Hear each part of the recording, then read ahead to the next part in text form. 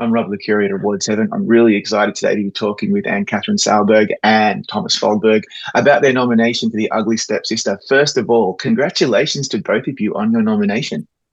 Thank you so much. Thank you so much. Take me back to the moment you found out last week. Where were you? How did the news reach you? And what was the first emotion before it really sank in? We can were start. not together. I can start. You, Yeah, yeah. we are filming in Poland right now. We are in Thomas' hotel room in Poland. And I was doing a shot, and I had all kinds of mixed emotions about it being transmitted live. And one from the team, she wanted to watch it, and I said, I don't want to watch it. It was like, it's too much. We are filming, and that's the important thing. And I was having all kinds of superstition about what if we got a nomination that could be no, don't think about it. So I was going from base camp to set, and we were watching it on an iPad, and I didn't want to really watch it, but I wanted to watch it. And then we heard it, and I was so overwhelmed. I was so overwhelmed about it. So I came to set, and everybody was like, because it was a lot of the same people who has been on the Stepsister. So it was real fun and real nice and real overwhelming. Yeah. And I was actually in a meeting, so I couldn't really do anything. And then suddenly my phone just started. Yeah, your phone was on fire. And then it went crazy. So Yeah. that was the way. I couldn't even get into my car because I had to answer a lot of stuff and calls and yeah. So that was my way, but so It's so exciting. What an achievement for this beautiful Norwegian film, European film to be acknowledged by the Academy against some very, very stiff competition.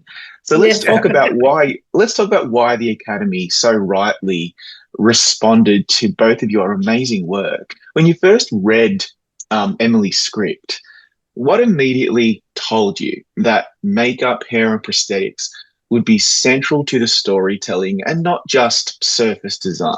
mm.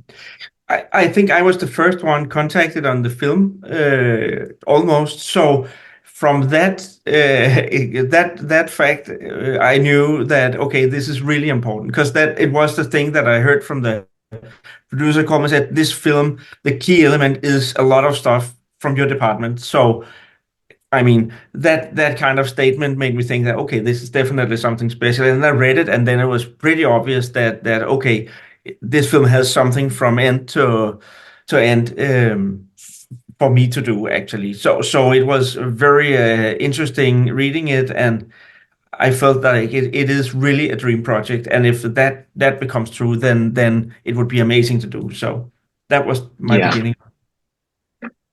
Um, you know, what I love about this work is the film shows the enhancement sliding into mutilation, and it happens before our eyes, but I didn't really see it coming. There's like a turning point where it's seductively subtle at first and then suddenly becomes quite irreversible and very horrifying. How do you design that progression so that the audience is not, it doesn't, we're not really seeing what's going on, but eventually it really hits us? Hmm. I think that Emilie Blichfeldt, director, she was so specific about everything, and she was so well prepared. And she had like reference images, mood boards, drawings. She had so much stuff all from the very first meeting. So I think we were very very much in sync from an early point. That even though especially my department with the prosthetics and the makeup effects, we're going to fill up a lot in the film. Then it didn't have to be too noisy. It just had to be a very kind of like merged together feel, so the elements wouldn't stick out. And I think that's part of it. And also she had like a really good sense of when to show what and not go overboard with some things, but then going full on with some other stuff. So I think that's a key element to it actually. Yeah, Emilia had a very strong vision. Yeah. Like the first thing I saw from the movie was actually not the script, that was actually the storyboard. And I just looked at it and like, yes, this is a cake I want to make.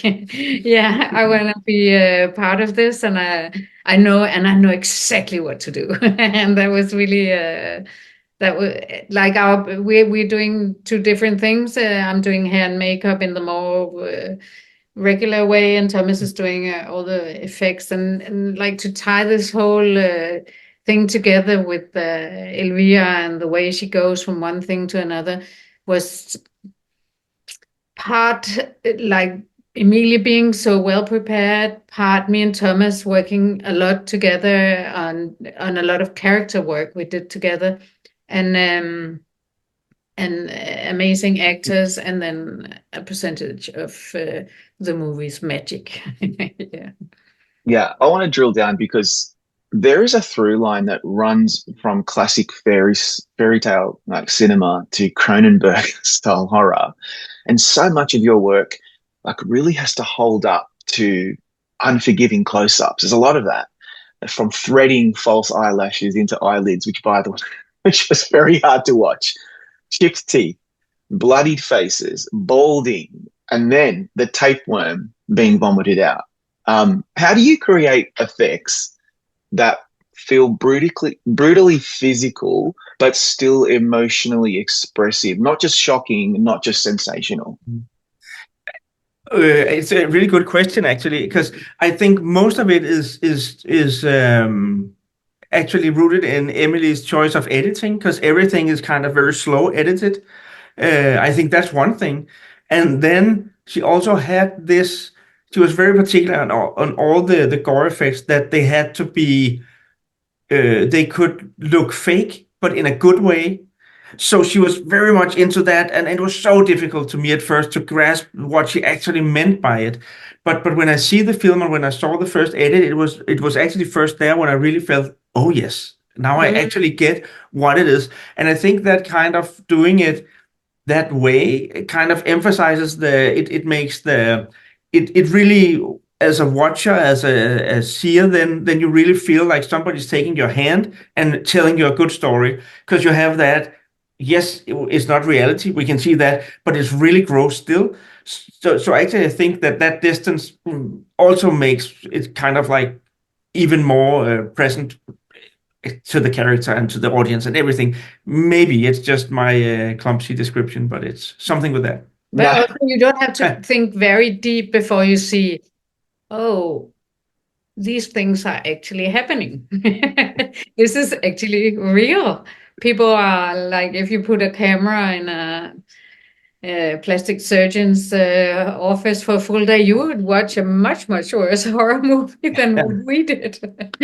So it is also Emilia had this very strong vision of what she wanted to tell, how she wanted to show it, and the poetry of it, and the relatability of it, and it was a really great universe to step into.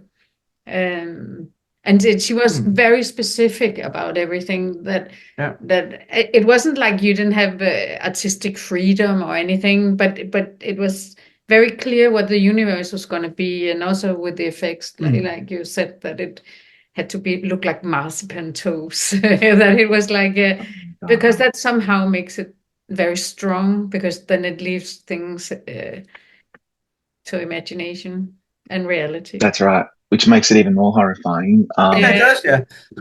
You know, it's what you don't see sometimes. But I mean, I think the eyelashes is when I realized, okay, take a deep breath, Rob. This is going to be a very difficult one. You know, a key moment actually is the mutilation of the feet to fit the shoe. From a prosthetics perspective, can't spit that out, Thomas, what were the challenges in making that sequence anatomically believable and genuinely painful to watch? Because it really was. Yeah. Hey, I mean, there were two things. One thing was whether or not we should go with a full prosthetic leg, or if we should do like a makeup on her feet, and then there was talk about that, and then push the foot digitally afterwards to make it shorter, because it would obviously be too long. There was two decisions that had to be made, but we went with this total analog way with a full prosthetic leg attached to yeah, her leg, and actually in the film, her own leg is just under the dress. It's like so old school as it can be, but you don't really notice. There's a lot of dress. Yeah, that's a lot of dress. It was kind of, and Yeah. then she had a pant leg sewn from the same fabric as the dress. That's it. Yeah. So that was what we went with, and then some insert shots for the foot where it's kind of she marks it where she's going to cut with like a paper cut with blood seeping out. So that was some smaller prop pieces. The most complicated thing was actually on the shoot because it's just a side story, but because it was supposed to bleed a lot, and we had cleared it for like a month before with the set, and we were shooting in basically a museum. And then suddenly, and it was the last part of a long shooting day. We did it at 10 o'clock in the evening. And then they got a message from the owners of this place where we couldn't spray any blood. So that's kind of how our work also is like, okay. Yeah. And then somebody came with a little blanket this big and said, but if you can keep yourself onto that, then you can spray a lot of blood. Okay. I don't think that's possible. So some of so there is some blood, but the blood spraying that you actually see in the film is shot afterwards in my studio and put together with the shot. So it's not CGI blood, but we simply had to do it that way because we wasn't allowed to do it. So that was just to throw in a curveball on a very long and difficult day, Yeah. It just goes to show sometimes old school always works, and you got to be really agile on set, and you got to be able to move with the flow, because things happen. And Cathrine, hair carries a lot of narrative weight in this film as well. There's extensive wig work across principals and extras. How do you manage scale and continuity, keeping volume, texture, deterioration consistent day after day as the character's psychology shifts? We had some fairly, the word cartoony and fairy tale will keep on. We had some fairly, I made some horrible drawings, like she's going to this stage, to that stage, to this, because she's going like from the ringlets and then we also wanted to see her with loose hair. So I found an old wig that we could make work with that. And so I think like the ringlet and the yellow wig for the party, or the kind of Disney-esque period wig, was the ones I concentrated a lot on. Thomas did the ball cap and the wig in pieces, which is also a really good story because it was very important that we all the time didn't want to make fun of anyone or point at anyone. So the way, that's your work, the way she's bald in patches and not this thinning feel also in a way makes it really disgusting but cartoony. So my feeling was that I wanted the ball wig to look kind of fake but real, but fake but period, like almost like in the 50s period movie. You can always kind of see when what year a period movie is made. Like in the 50s and the 60s, they would always have a black eyeliner because that looks natural, and you would never do that. Today will always make people very dirty and very real. And I had this feeling of that I wanted it to look like something from a period movie made in another period than now. And then a few times I wanted a more natural look when she was just at home in her nightgown. So we had this wavy, really fine wig. But the wig at the ball, it is a wig, and you're supposed to know that it's a wig. But at the same time, I wanted her to look like really beautiful and like, but more artificial beautiful. So it was like the thing she's fighting for all the time is to get this very specific way of beauty. I don't really know if that answers your question, but a lot of that 100%. Yeah, we have talked to a lot of people, and that kind of forces you to think a lot about what you actually do, and there is also things that are hard to explain. It's like you just know when it's there. You just know this is the right look. And I love to do something I call jam session, where I just try a lot of wigs on people and see what color suits you. And here it was it went so fast. It was like the first looks we did was like, there's the pre-Elvira, there's the ball Elvira, and it's just, you just knew when it was right. And that is part of our job that's hard to explain. It's like, Yeah. when is it there? When is it the right color? When is it the right look? That can be difficult to explain. Yeah. Yeah, of course. And that's why it's so gratifying when it all comes out and it looks so amazing. The work that you guys have done on this film is so special to me from just as a viewer, because obviously there's so much artifice, but for the people within the frame, that's their reality. It's so hard to explain. And so I think on that note, I'm really interested to know what it's like when you're spending hours in an actor's most intimate physical space. How do you build that trust, I guess, that allows them to endure like extreme transformation and still feel safe and emotionally open? They're wonderful. The actors in this film are all really wonderful, and Leah was an amazing sport. She was like, yeah. yeah. And also I think Leah was so much a part of everything I had to do. So I, of course, met her really early. She visited my studio. She was scanned and cast and everything. So she was like, she was actually a big part of my build time as well, which of course makes you. She was very into what was going on and what I was doing, and then I just feel I can't speak for her, but I felt that the chemistry was good from the beginning. So that was nice, but you're right. It is a good question because how do you ensure that it is like this safe, strange space? And we used, the short days were 1 hour in the makeup in my department every morning on her, and the long was 4 hours. So it's many hours used throughout a film like that. So, and it's like that is kind of part of our job, is to have this space that and I don't think you can. I don't think you can make this space without just being kind of authentic. No. Like you have to, we are on the same project. Things are going to be long days, hard work. We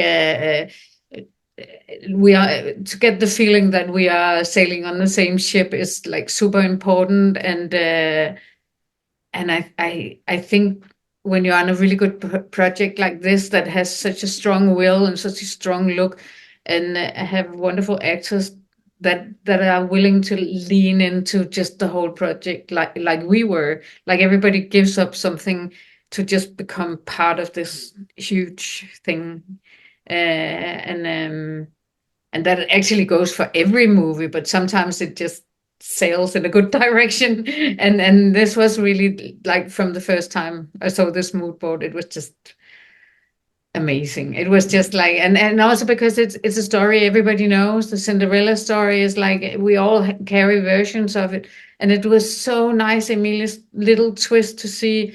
It made me see how evil we have been to the stepsisters all along, and so it's a story you really want to tell, and when there's a story you really want to tell, you will do anything to make it work, and that room you can create together with the actors. Like, what would she do like that? Oh, would she wear this little gold eyeshadow? Yeah, she would do that. Yeah, of course. Final question is this. This category at the Academy Awards is often dominated by large-scale, like fantasy and franchise films. What does it mean to you both that an intimate, foreign language, female-directed, body horror fairy tale is being recognized alongside those productions? It means a lot. I mean, it is pretty fantastic. It really does mean a lot, and it came as a big surprise. And I had to be honest, that was also why I didn't want to see it live when it was announced, and thought so I'll put it in my pocket and go to a meeting, and knowing. So it is a big surprise, and I'm very proud that our work has gotten to here. I mean, that it feels like a big achievement, and it's so wonderful films. The other ones are nominated, so. Yeah, it's fantastic. But everybody else is super talented. So we're just so honored just being on the on the long list first. Everybody's it's so high standard, and it's like who to choose is we are so honored that we were nominated, because it is like a lot of really talented people. We are together with. Yeah. Yeah. Absolutely. Well, you will always forever be known as Academy Award nominees and Cathrine Sauerberg and Thomas Foldberg. Congratulations on some beautiful, amazing work, and have a great time on Oscar night. Thank you so much. Thank you. Thank you.